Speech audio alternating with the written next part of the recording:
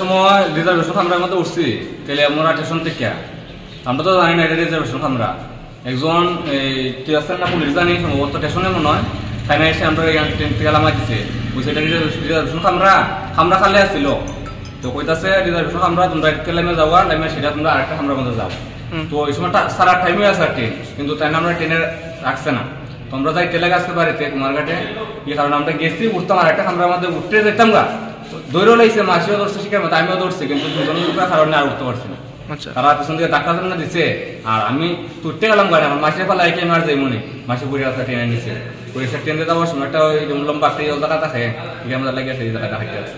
কি নাম আপনার মাসির? ফুলমতে নমসূত্র সরকার। কোন জায়গায় বাড়ি? বাগান বাজার পোহাই।